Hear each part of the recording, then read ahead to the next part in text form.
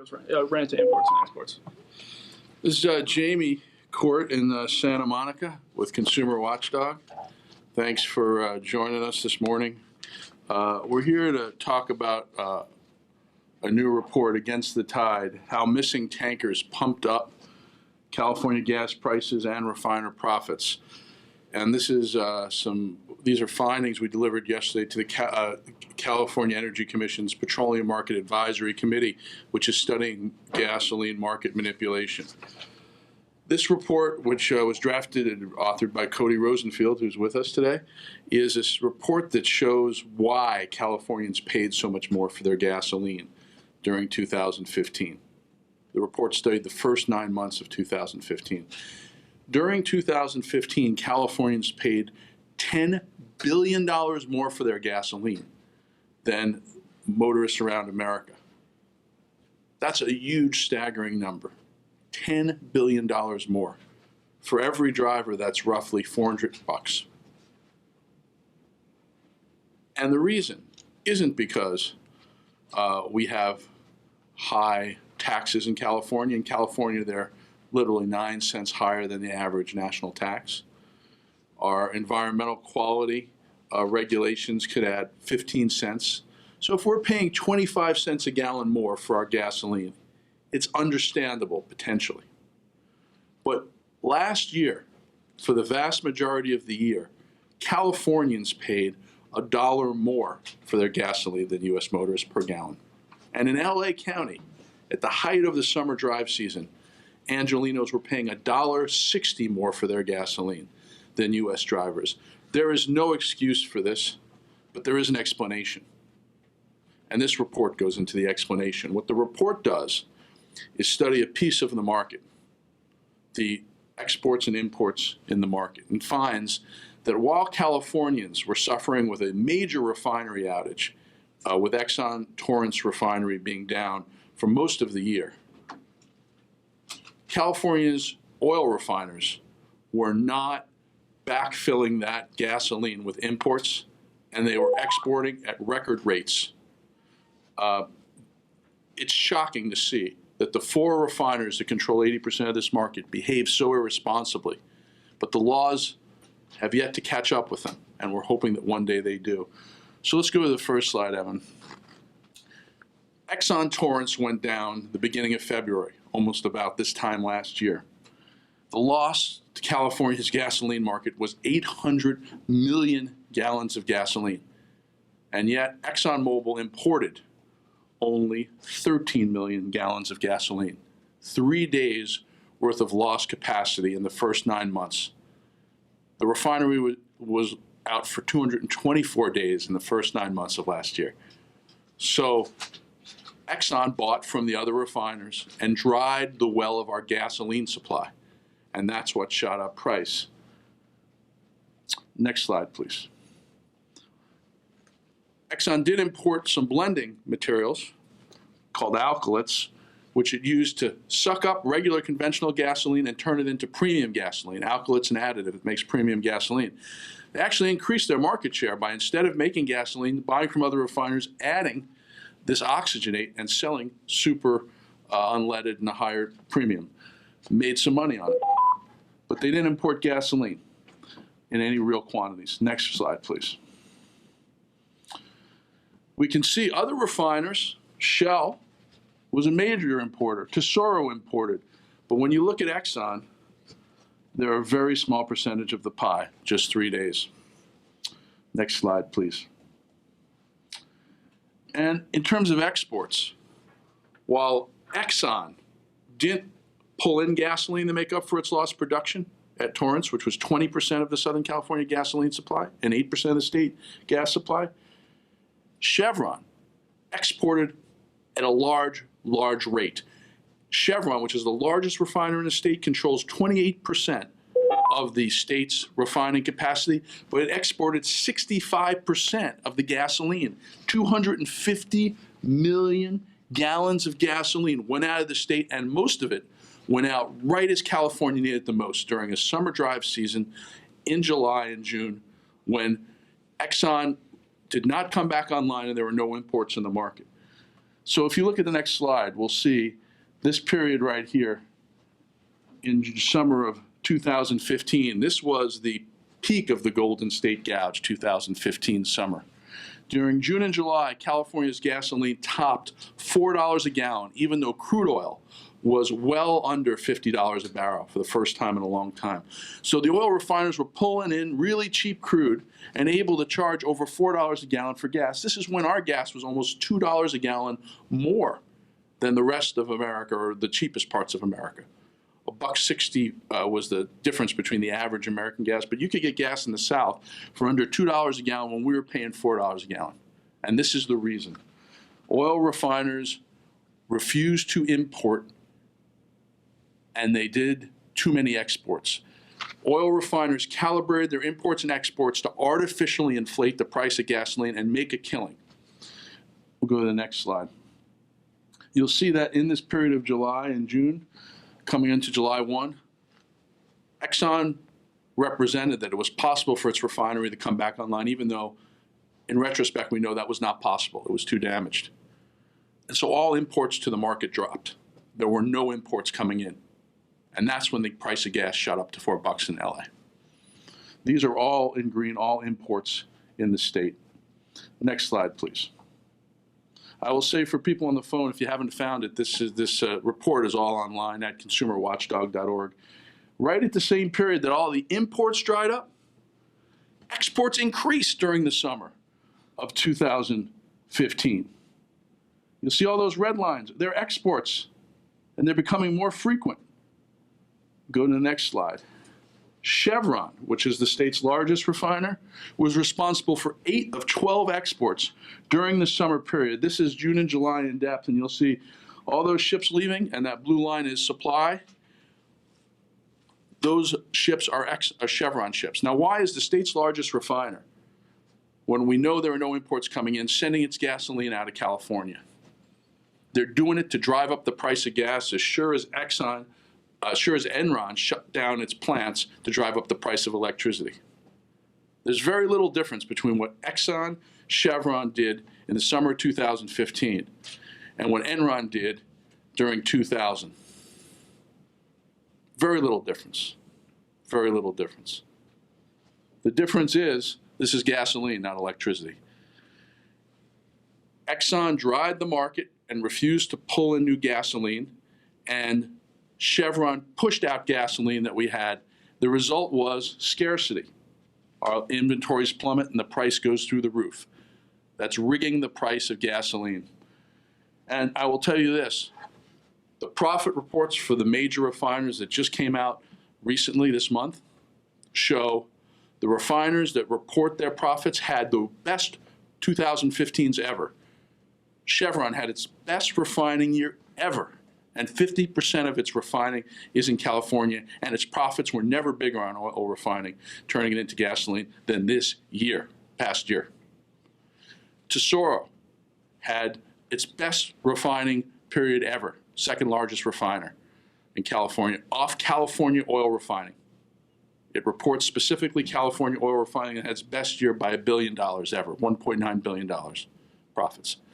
Valero, the fourth largest refiner, also reports oil refining in California, and it had its best year, which was triple its average quarterly profits on oil refining in California. The rest of the oil refiners we don't know. Exxon does not report its oil refining profits.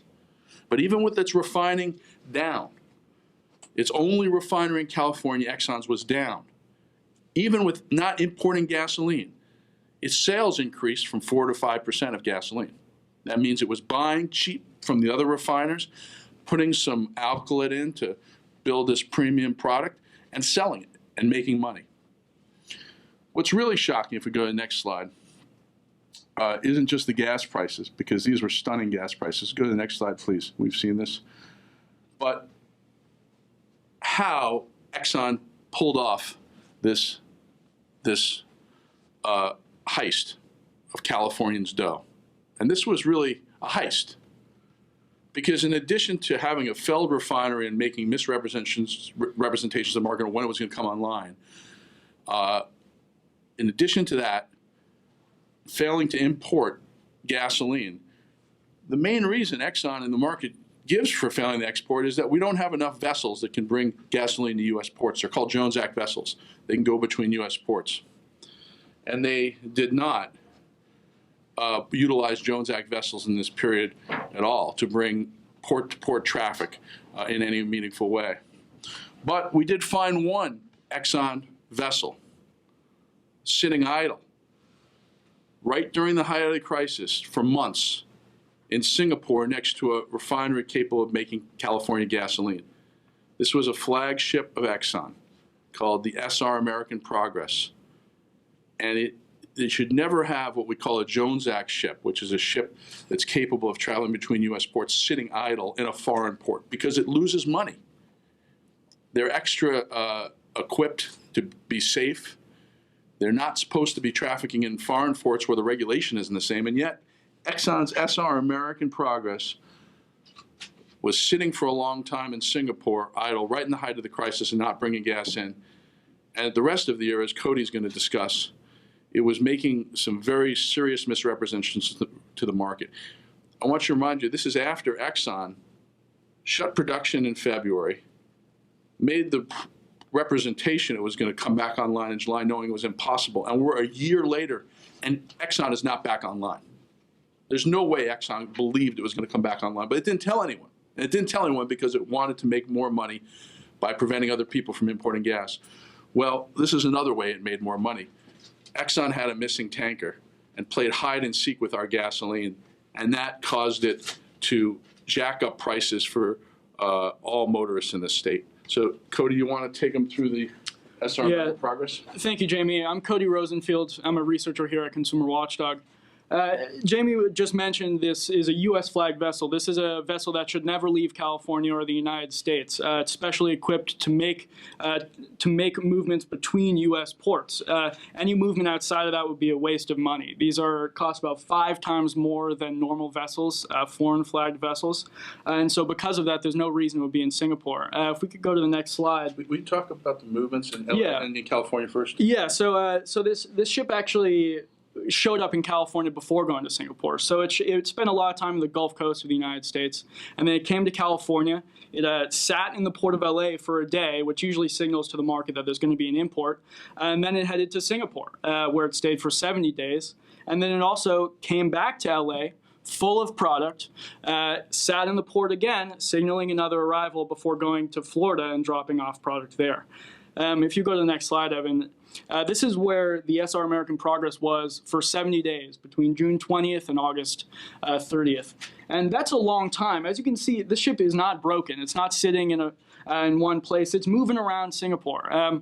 We calculated how much this would cost them based on the price of these vessels, which is about $80,000 a day. This would cost Exxon about $5.5 million. Exxon knew that this was going to make them money. They knew that they would lose a little money on this ship being there, but on the resale of gasoline, they'd be making millions and millions of dollars, as we've seen in most of the company's profit reports. And what's really interesting about Singapore is it's actually one of the refining hubs of the world. If you go to the next slide, Exxon owns one of the largest refineries in the world in Singapore. So this ship, while it was sitting in Singapore, it was right next to a series of refineries, one of the refining hubs of the world, including an Exxon refinery, that could have brought gasoline to California. Instead, it left that hub with blend stocks for Florida. There is no reason they would do this. California's gasoline was so expensive at this time, it was by far the most profitable product to bring into the United States during this time. I'm going to bring it back to Jamie. Why don't you tell them what happened after they left Singapore? Sure. And then what did not happen in L.A.? Well, they didn't drop off in L.A., as I said. They left Singapore full of product from a refinery in Singapore, and they brought it to Florida. As I said, they brought it through LA. They stopped in LA, they sat there, they signaled to the market that product was arriving, and then they left and they went over to Florida.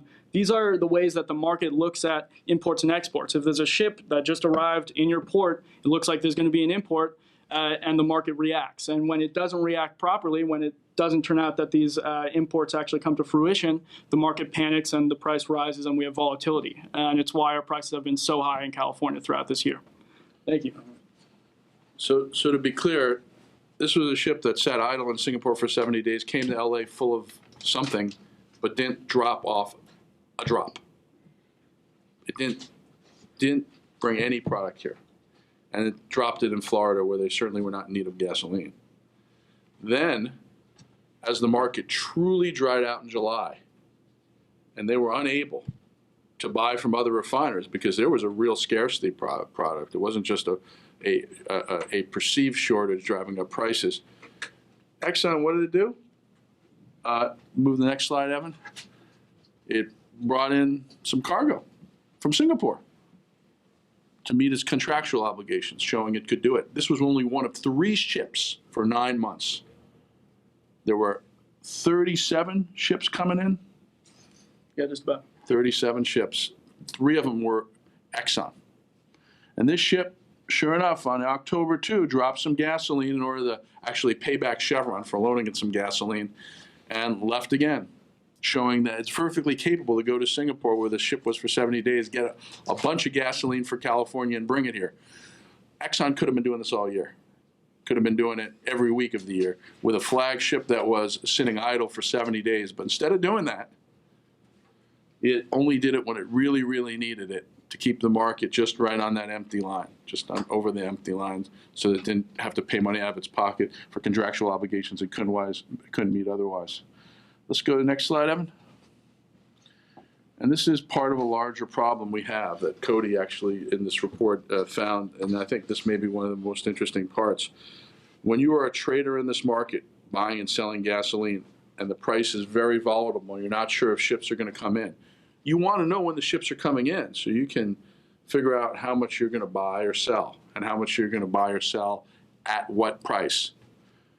Well, of the 95 shipments that were confirmed to have come in and gone through the Lands Commission, which is a state agency that documents this, and this report is based on, and we know after the fact these 95 ships came, in real time, just over 10% of the ships were known to the market, meaning traders and buyers didn't know about 90% of the ships coming and going with gasoline in the state, which didn't allow them to properly price gasoline. And there was a lot of volatility and overpricing of gasoline, which is how oil refiners made a lot of money.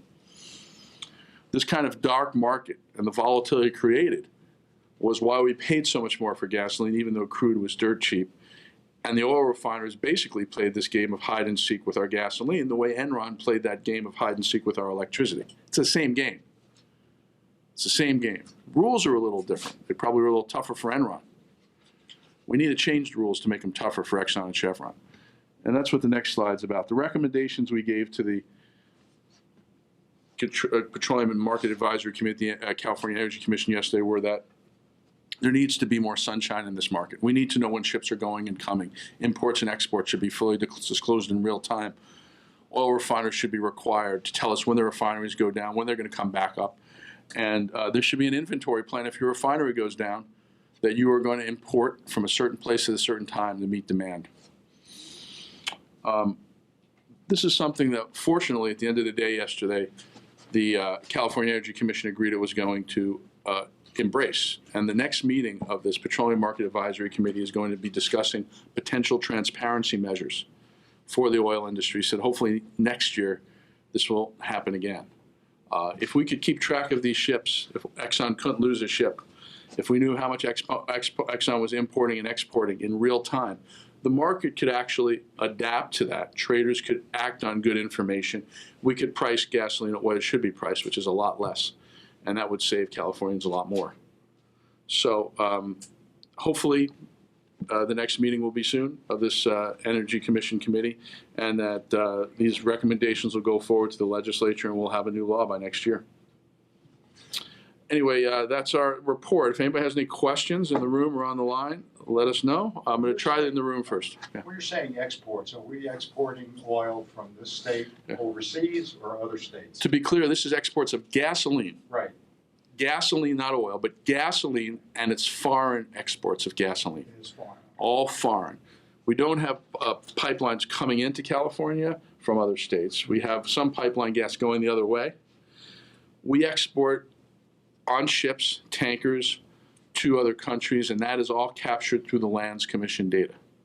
And when you say missing tanker, allegedly every ship at sea has a transponder that can be tracked. So you're telling me they're shutting this transponder? No, what we're telling you is Okay. that the reason that Cody could find it is because of GPS. Right.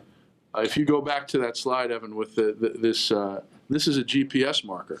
And the beauty is because of GPS, because of the Lands Commission, and because of market data, we could track the ship, but Exxon basically hid a ship in Singapore. So it didn't have to fill it with gasoline for California until it really, really needed it. It wanted this market to be dry so it could charge a fortune in a drought. Question for Cody. What data did you use to study this? It seems like a lot of it would have been private data, or was it? Yeah, we got a lot of industry data. We got State Lands Commission data, which is from the State Lands Commission. As Jamie said, it shows all of the imports and exports, loading and discharging of petroleum products. And then we basically cross-reference that with Bloomberg data, IHS, SSY, Potens and Partners. And these are all ship tracking sources that for a living, they gather fixtures and shipping data and provide it to the market. So we were based on and then as well as GPS data. So we basically we cross-reference between those three data points to see what the ships were actually doing compared to what the market thought that they were doing. So that's how we're using GPS. We're able to see where the ship was compared to where it should be, which is probably during these 70 days, making shipments to California, United States ports at least. What is the average capacity of some of these tankers? Pretty huge, near 1 million gallons. Per tanker? Per tanker, yeah. Actually, yeah, it's a lot. Yeah. You want to? I'm going to open up The participant lines are unmuted. I'm going to open up the phone line. Does anyone on the phone have a question? Anybody on the phone have a question? I do. This is Charles Langley. I just want to make sure I'm getting this correctly. Chevron was producing more gasoline than it could or wanted to sell in California. And so what it did was it gave Exxon gasoline, which also limited supply that might have otherwise had to been distributed through Chevron dealers, which might have driven up the price. And they didn't charge Exxon for it. Exxon actually deployed a gasoline trade, so they're trading supplies with their competitors. Did I hear that correctly? All participants' lines. Yeah, let me. I'm just. I'm going to answer with the line muted. But yes, the big. In this case, Exxon was repaying Chevron for a trade of gasoline, in which one refiner gives the other refiner gasoline, and the other refiner pays it at some type of point in the future. And if the price goes up, there's some type of payment for that change in price. But yes, they traded gasoline as opposed to having to buy it on the spot market in the way that others would have to. The participant lines are unmuted. Is that a good answer for your question, Charles? Do you have another? Sorry. Well, it sounds like there might have been some cooperation between Exxon and Chevron in gaming the market, because then you have Exxon bringing in this huge tanker that docks in LA, which kind of was a head fake for the market, thinking that new supplies were coming in, and yet the new supplies didn't come in. I imagine the traders breathed a sigh of relief, thought they wouldn't have to buy fuel, and then the Exxon freighter leaves for Florida. Separate incidents, Charles. There. Just to be clear, All participants' lines are now muted. Okay, so the flagship SR American Progress, when it came to LA, came full, went to Florida full, didn't unload any gasoline, dropped its gasoline in Florida. The second ship that came in, the FPMC 21. That one, the FMFPC 21. That ship came in August and was there simply to repay Chevron back. And yes, I imagine the market, which was hungry for fuel in August, was very disappointed that it couldn't buy that fuel, which sent the price up. And all these head fakes and all that cooperation is something that we think the state attorney general really needs to be investigating, because we haven't heard hide nor hair from her, but it sure does look like cooperation, coordination, some type of agreement between refiners that goes beyond normal business relationships that's available to anyone else. And it's certainly something that should be investigated. We don't have the subpoena power to do it. We hope the Attorney General, whose head of antitrust division was at the meeting yesterday, will actually pursue this. Now, we've asked them to, I would say we asked them to almost a year ago, probably about 10 months ago after it was clear what was happening in Torrance.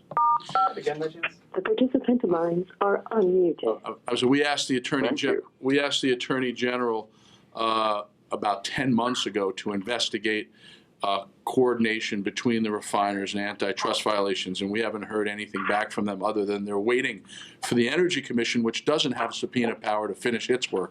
So yesterday, the head of the Attorney General's Antitrust Division, Kathleen Foote, is on this Energy Commission panel, and she was privy to this information. So we hope that they're taking it very seriously, and she's a serious person. Anybody else on the line with a question? All right. Anybody here? Okay, well, anyone who wants to reach us, we are available throughout the day. Thank you all. You have a scheduled interview with Canex, I think, sometime this morning? Yes, or this afternoon, Oh, is it 1:30. 1:30? Okay. Yeah. Yes. I wasn't sure what time, but they Yeah. mentioned that. At 1:30. Okay, good. Thank you, guys. That is an interesting point Charles makes, isn't it? Yeah. That's what I was thinking too when you were starting to talk. I'm like, interesting. Yeah, probably got a nice deal. That sounds like a version of round trip trading, doesn't it? Sounds like the Shell game. Right. Show you So note instead- bigger. Right. So instead of electricity trading it around in a circle to other people, you give them gasoline.